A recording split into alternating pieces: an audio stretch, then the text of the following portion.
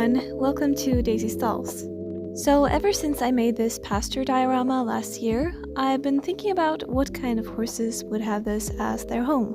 I have been meaning to customize a mare and foal for a while, and I feel if they lived in the pasture, they would also look a little rough and weathered. I happen to have these mare and foal models made by Sculptor Lunarinari Art. The Mare Omega is a big-bellied Hutchel mare with lots of attitude. Her along with her foal Orion are... I just dropped the foal on the ground. I think I heard something snap. Well, as I was saying, both of these models are digitally sculpted and really packed with detail.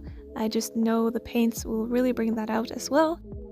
But first, I really gotta fix this poor baby's leg. To do this, I'll be using a manual drill with a tiny drill bit attached and drilling into both pieces of the leg, taking care to line up the holes to the best of my ability. And I think I pushed a little bit too hard because the resin started cracking, but hopefully that will be fine. I rough up both of the surfaces using some sandpaper to give the glue something to stick to, then I insert a wire into the drilled hole and glue the leg together. It's not perfect by any means, but hopefully it is strong enough. And this boy is also going to need prepping as he is 3D printed and has a bunch of these marks around on his body left by the supports. I sand down the protruding ones and fill in the little holes with green stuff and epoxy, and it's all a time-consuming and frankly annoying process, which I'm not gonna get too into right now. At this point, I wanted to remove the tail as I have something else in mind for him, so I started to score around the dock with a sharp blade to make a weak point. I'm wondering if I could just break it off. Oh my gosh, oh, it worked. My idea for his pose came after I saw this adorable foal photographed by Anita Nietzsche on Instagram. I absolutely fell in love with this little guy. So to accommodate my model's new tail, I made him a little wire armature, which I secured with epoxy glue. I want to change his ears as well for that adorable stretching look, but instead of cutting his original ears completely off, I'm just going to shave them down until he has little horns on his head, and these will be strong bases for his new ears. I got out my 2-part epoxy clay to start sculpting his swishy tail first, which was definitely a challenge. I've never been great with sculpting flowing hair, but I mostly used a thick metal needle to do the sculpting, and eventually I was able to achieve something I quite liked.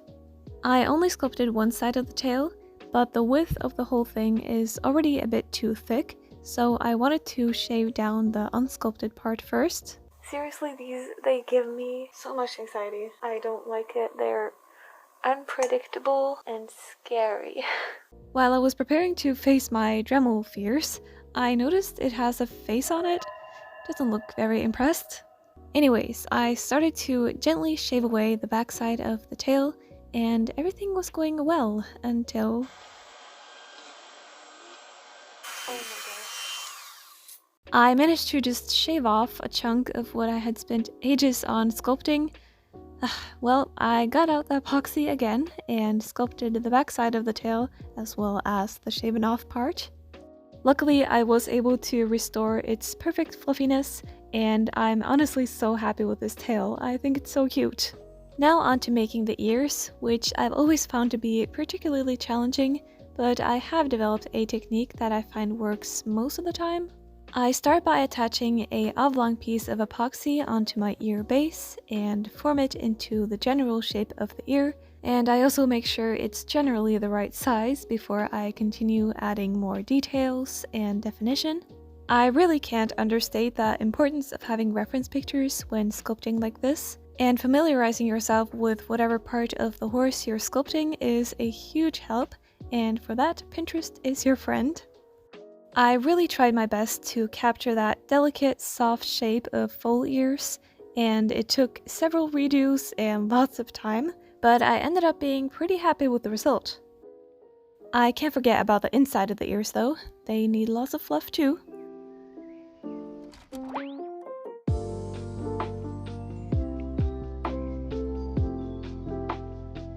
While sculpting, I was trying really hard to capture that same feeling I got when looking at my reference picture, and while I'm obviously working with a gorgeous base model, so it can only go so bad, I'm also really happy with how my own modifications turned out. After a couple layers of primer, he's almost ready for paints, but I gotta do something about this. I don't want to risk him falling over, so I made him a little popsicle stick base and simply used hot glue to attach him to it.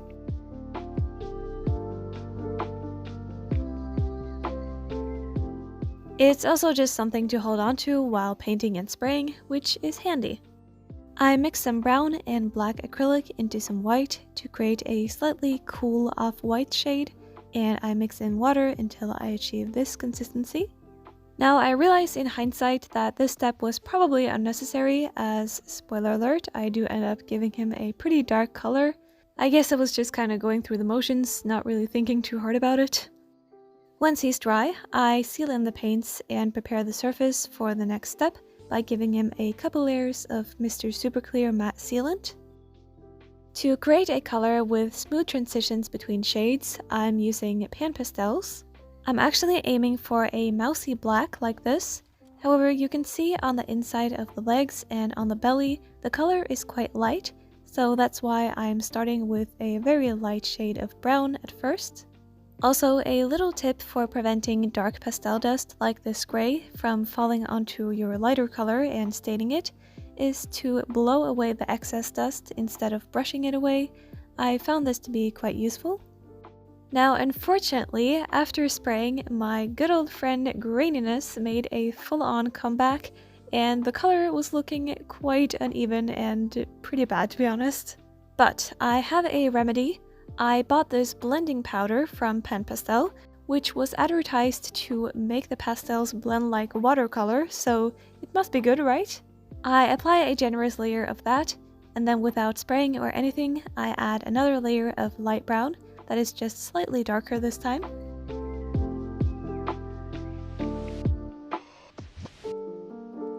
With high spirits, I went to give the model another layer of sealant so I can build up the color. However, as I was spraying, things were not looking too good.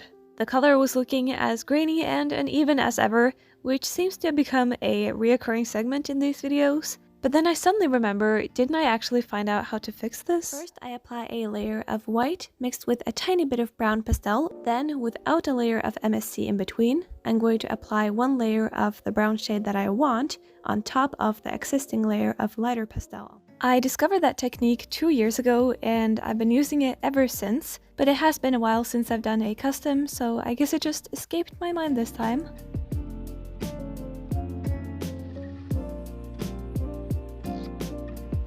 After sealing in that layer, it's already looking much better, which is a relief. Now, I mentioned that it's been a while since I've done a custom, and you may also have noticed that it's been 7 months since I posted my last video.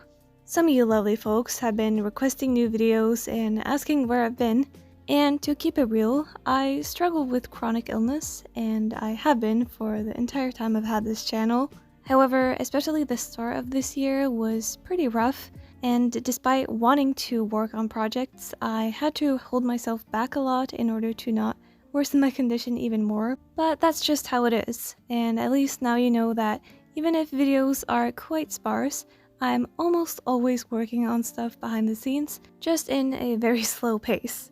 Now back to the model. I keep using the same technique for the pastels, spraying with sealant in between each layer to darken and build up the shade. What the heck?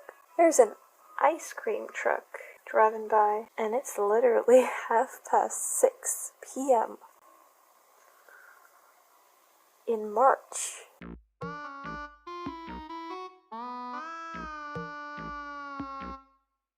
Well, after applying the final layer of pastel, I seal it in with another layer of Mr. Super Clear, and the color turned out pretty close to what I had imagined, and I'm quite happy with the color nuances I was able to achieve. Now onto the step that for me takes the model to the next level, and that is adding details with acrylic. I use a tiny nail art detailing brush and focus especially on adding highlights to protruding areas. I pay extra attention to the nostrils and any wrinkles around the muzzle.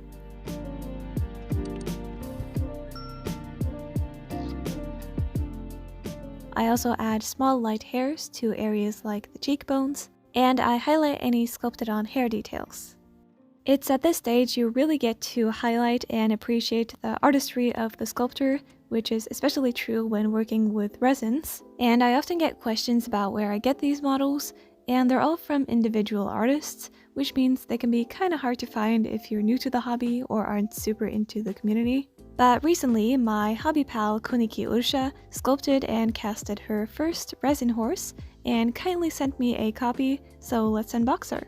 She came in a box inside another box, along with this mysterious bag, which we'll get back to.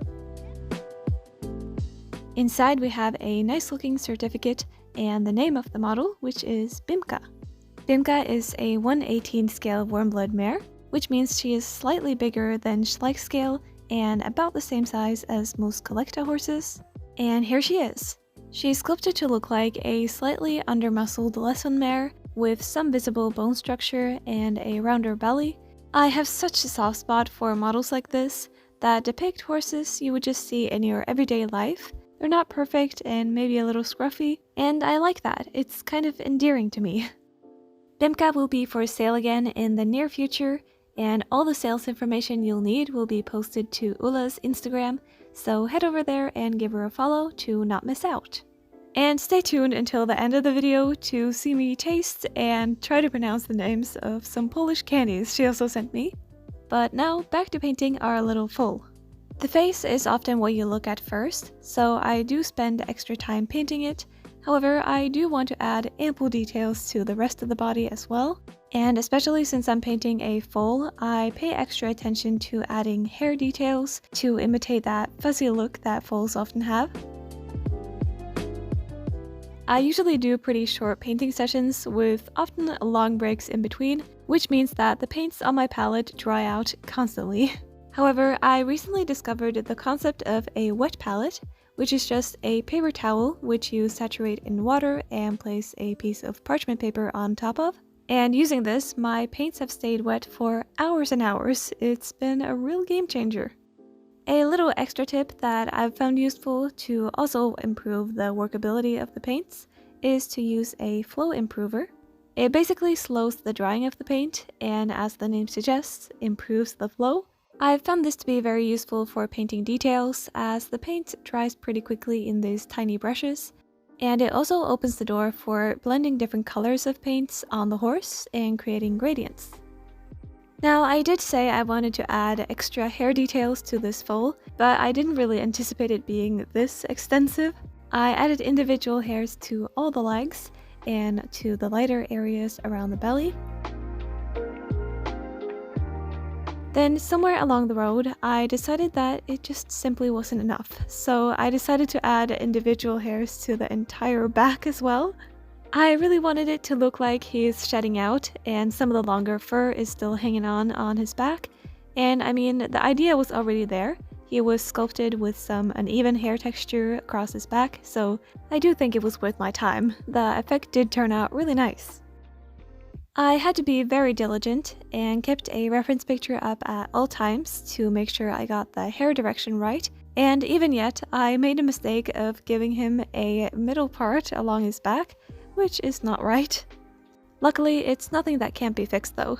I'm still learning.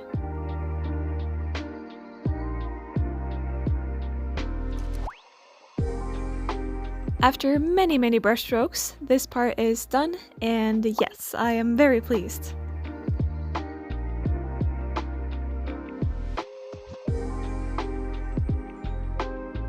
Now, since most of the details on the face and body are done, I'm going to paint in his eyes, and I'll explain this process in a bit more detail later when painting the mare.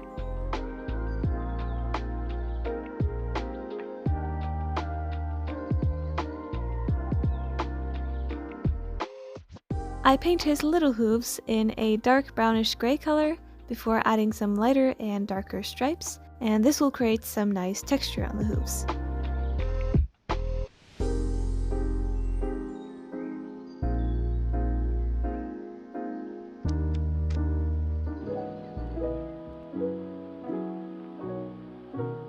Only a few things remain now, including painting his mane, which I just did in a dark brown, and of course added some highlights and lowlights.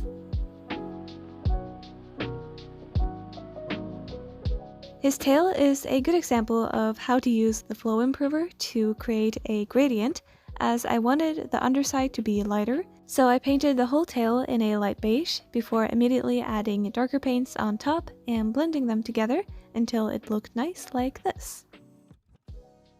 Doing his coat took me over a month, but the color is done, so I'm going to give him a final layer of sealant. I removed him from the stand, which turned out to be so handy, especially for spraying. Unfortunately though, it did rip off some of the paint, so I just quickly fixed that before signing my work.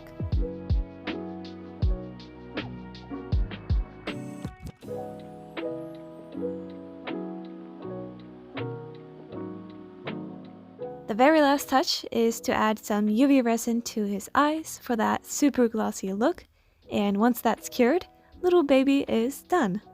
His final reveal is going to have to wait a little though, as we still have the Mare to customize. So I alluded to it earlier in the video that I'm really not the biggest fan of the prepping step, but it is very worth it as it makes your model look nice and clean in the end.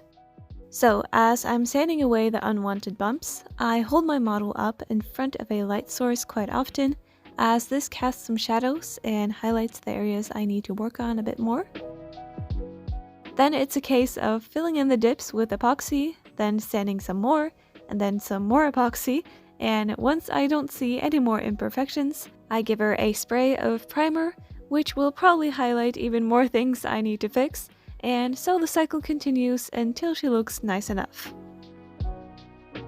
Now I decided to add some modifications to this girl as well, as she looks very tidy and well groomed, which is nice in itself, but not the vibe I tend to prefer. So I'm starting by adding some shorter hairs around her dock to make her tail look a little bit more messy.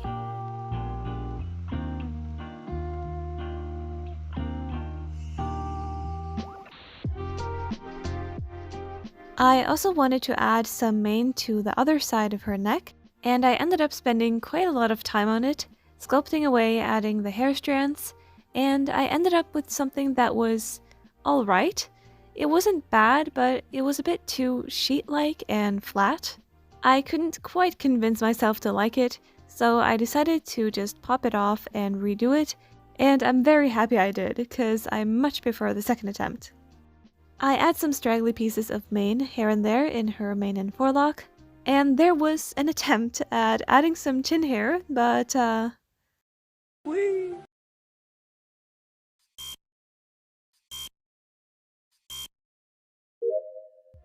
there was already a bit of hair texture there, I just wanted some more, so I do my best to seamlessly blend the clay in, and once done, I brush it with a bit of water to smooth it out further, and with that, the modifications are done. It was nothing drastic, but I'm happy with the slightly more rough look it gave her. But wait, I kind of forgot she has a lot of mane behind her ears where the bridle should go. I should have added a bridle path. Well, you know what that means. It'll be fine, right? I attached a small grinding bit and put on my safety glasses and mask. Then I start hesitantly grinding away at her mane.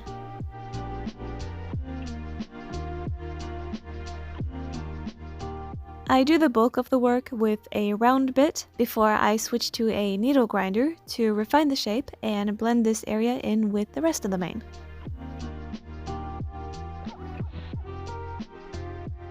This whole process went unexpectedly well, and surprisingly I was able to achieve this smooth result with only the Dremel. I was expecting to have to use some epoxy, but not this time. So now she is prepped and ready for paints. Well, except for those 4 little print lines going down smack dab in the middle of the model that I had to fix by sanding and sculpting and spraying it away. Once that's taken care of, she is ready for color. After a spray of Mr. Super Clear, I go in with the pastels, and I'm starting with a very light shade this time as well. But nope, the pastels turned out so weird and streaky right from the get-go, and I couldn't have that as my base, so I used a kneaded eraser to just erase away what I had just applied. I suspect me only applying one initial layer of sealant is at fault here, so I do a good second layer of sealant, and luckily things were looking better.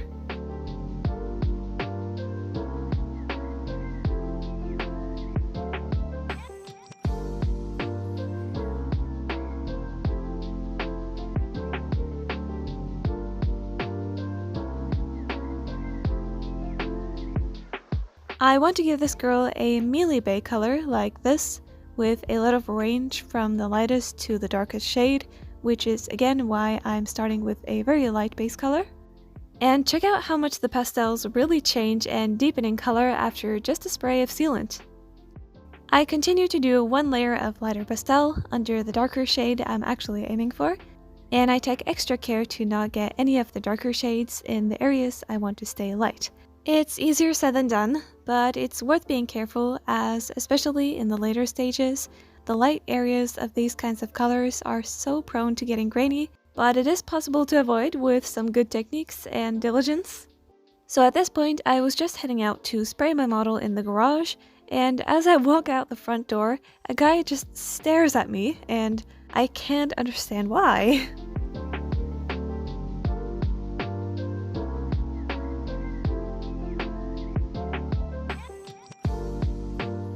Now, I've realized that I need to be a bit more bold when adding darker colors. In the past, I would do so many layers of pastel, only going slightly darker each time in fear of grain, but it didn't even produce nice results. So I realized I just needed to bite the bullet and go several shades darker at a time, which is daunting but worth it.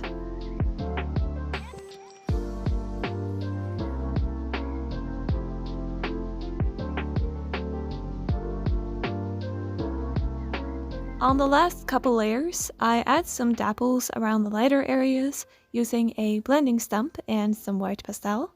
These will become very subtle when sprayed, so it's better to go a bit more bold.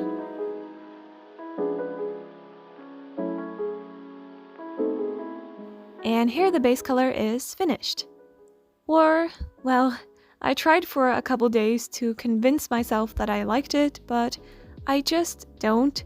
It's not what I had in mind, it's too warm, and I'm just not quite happy with it, so I'm going to try to fix it.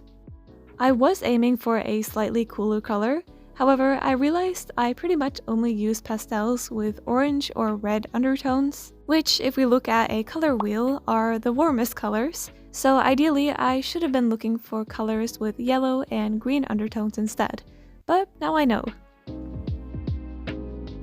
So with the help of color theory, I was able to achieve a color I quite liked in the end.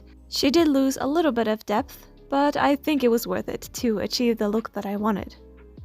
I must have dropped her at some point as she had a little chip on her muzzle, but I just filled that in with green stuff putty before I start on the detailing stage. I was feeling a little uninspired to start this tedious process once again, but after just a few paint strokes on the face, there's really a big difference, and that made me motivated again. At this point, I was hearing some commotion downstairs while painting, and then...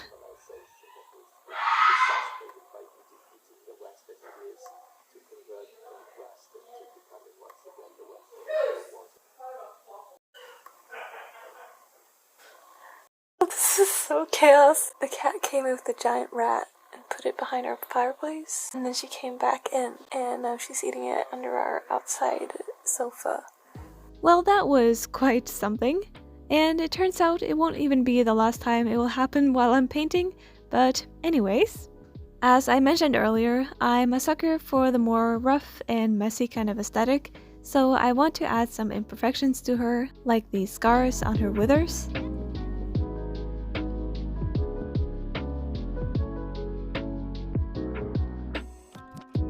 And pretty much anywhere where there's sculpted detail, I want to bring it out with delicate strokes of lighter and darker paints.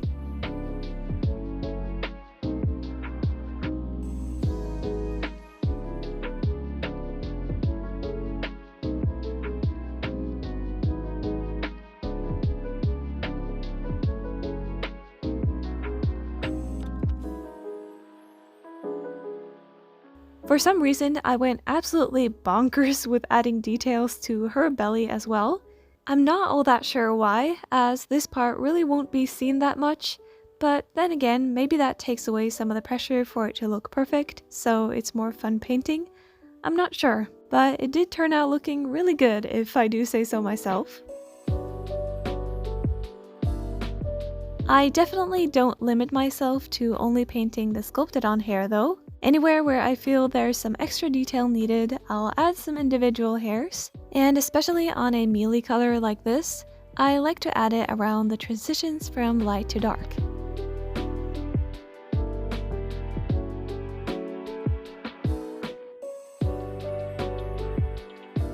I paint her hooves using very similar techniques as I did with the foal.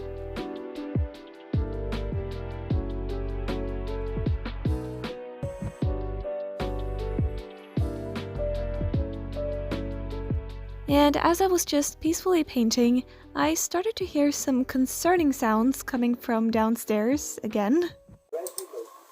No, it is happening again, holy sh... There's a rat inside. With the cat and rat escorted outside, I'm going to show you how I paint her eyes. I start by filling in the sclera with a off-white shade. Then I add quite a sheer layer of a reddish brown in the corners of her eyes.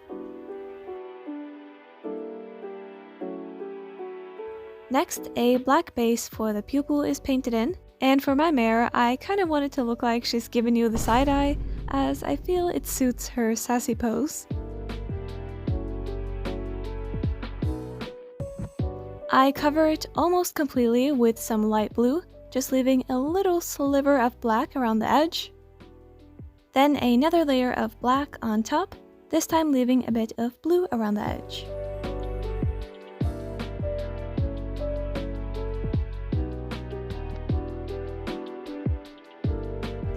Then I go ahead and add the pupil color, which in this case is brown with a bit of gold metallic paint mixed in.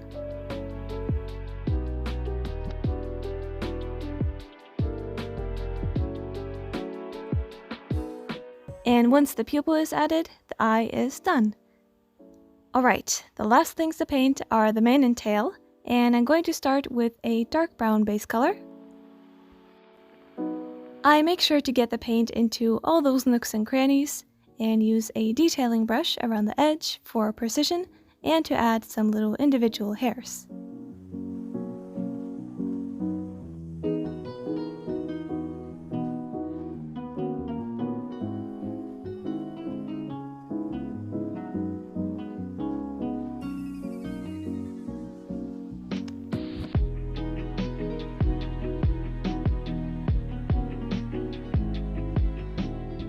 Once the base color is on, I begin to add a lighter and warmer shade of brown to the tips of the tail and mane, as well as stripes of it throughout, and this will add so much liveliness to an otherwise plain looking mane.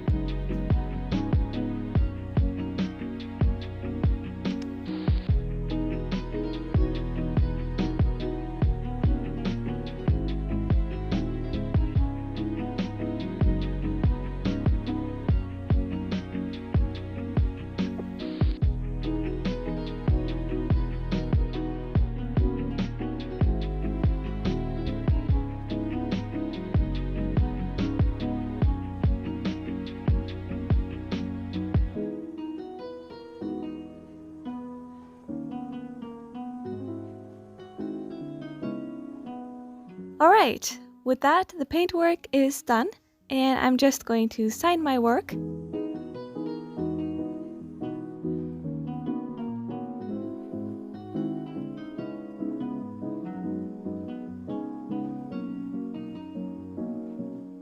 Finally, I can give this girl the final spray of sealant.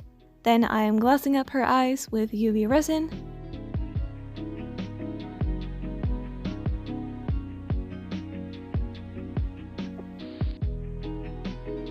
And once that's cured, I can finally present to you this Mare and Foal.